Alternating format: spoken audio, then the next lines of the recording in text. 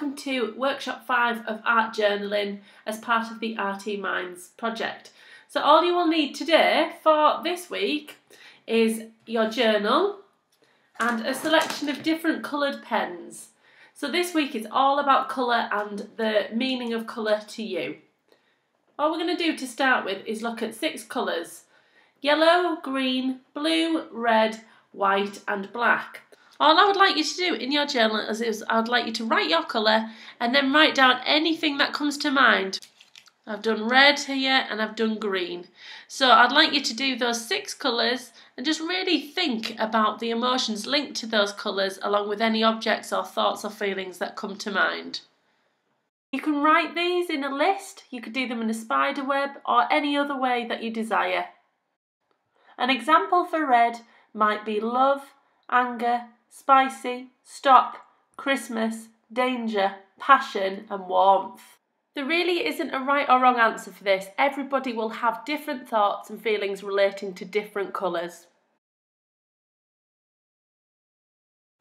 Once you have done this, what I would like you to do is I would like you to pick out an emotion for each colour. So red might be anger, blue might be tranquil, green might be envy and so on. And what I would like you to do with these colours is I would like you to create a key, a colour key for those emotions. So red, anger, green, envy, blue, tranquil, black is dull for my key. And what we're going to do with these colours is we are going to create a mood tracker. The whole point of a mood tracker, this is a mood tracker here, is to respond to your mood from day to day. So I've done stars here, but these are some other examples here of what you might do. You might want to do this for a week, a month, a couple of weeks. It's up to you, completely up to you. And all you're going to do is you're going to use these colours to fill in the shapes that you're going to use on your mood tracker to respond to your mood. And it's very interesting to see over time how it appears. Do you feel a certain emotion on a certain day?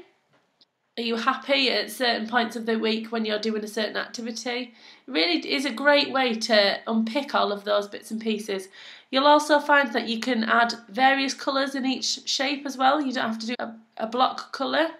That is absolutely fine as well. Really enjoy creating your mood tracker and bringing it to life over a period of time. Really enjoy appreciating those colours and looking at those relating to your emotion and your mood. Thank you. Bye bye.